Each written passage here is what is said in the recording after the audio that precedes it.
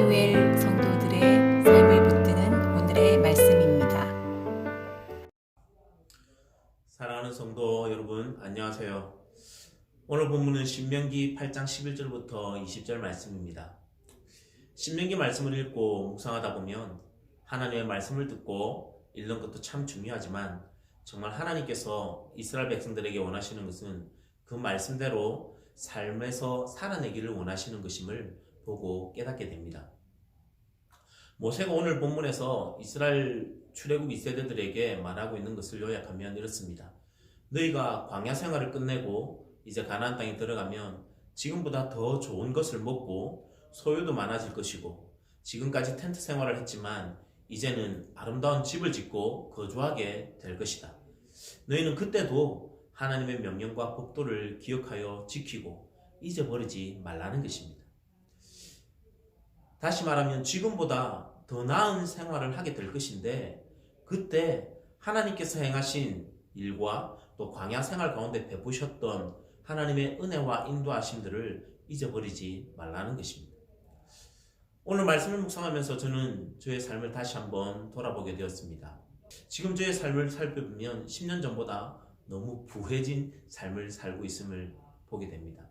모두가 그렇겠지만 처음 미국으로 이민이나 유학을 와서 자리를 잡을 때까지 정말 광야 같은 생활을 할 수 있지 않습니까? 그렇게 힘든 시간을 하나님의 은혜와 도우심으로 견디고 이겨낸 지금은 저의 삶 속에 하나님께서 많은 은혜와 복을 주셨구나 생각하게 됩니다.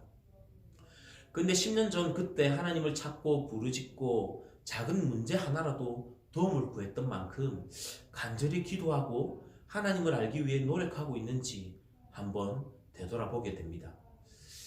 오늘 본문에서 모세가 출애굽 2세대들에게 염려하며 가르치는 것이 바로 이것입니다.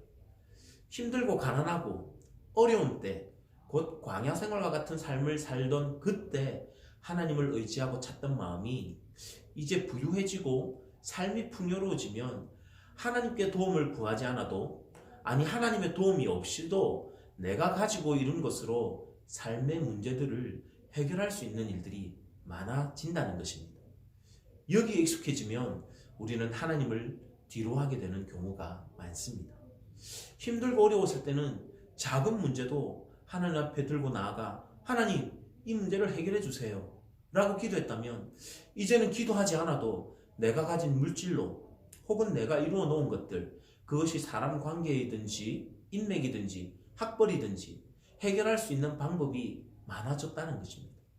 모세는 이것을 염려하고 있습니다. 너희가 가나안 땅에 들어가면 먹을 것이 많아 배부를 것이고 아름다운 집을 짓고 거주할 것이며 너희의 소유가 더 풍부해질 텐데, 그때도 하나님을 기억하고 너희들 마음이 교만해지지 않도록 하라는 것입니다.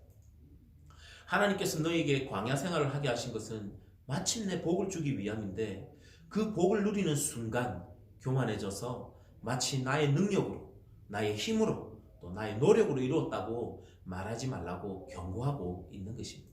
모세는 그 모든 것을 얻게 하신 분이 하나님이시고 신실하게 언약을 이루신 결과임을 이스라엘 백성들에게 가르치고 있는 것입니다. 모세는 비록 가나안 땅에 들어가지는 못하지만 하나님의 은혜를 기억하였습니다. 그리고 이스라엘 백성들도 그렇게 하나님의 은혜를 기억하며 살기를 원했습니다. 왜냐하면 하나님의 은혜를 기억하고 그분의 말씀을 따라 사는 것이 진정한 복을 받는 것임을 모세는 알았기 때문입니다.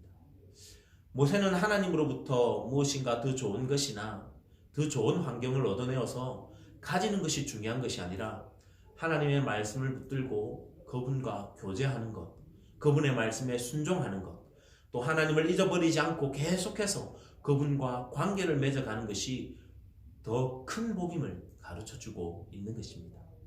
하나님이 내려주신 부와 풍요로움, 또 안전함을 누리면서도 하나님과의 교제가 없는 삶보다 오히려 부족하고 좀 힘들지만 하나님과의 관계가 끊어지지 않고 말씀으로 체험을 받는 삶이 더 낫다는 것을 모세는 출애굽 2세대들에게 가르치고 있는 것입니다. 사랑하는 성도 여러분, 이전보다 더 삶이 풍성해지신 분들도 계시고 이전보다 더 많은 것을 잃어버린 분들도 계실 것입니다. 우리가 그 어떤 환경에 있을지라도 지금 하나님과의 관계가 지속되고 있다면 그 삶이 복된 삶이 되는 것입니다.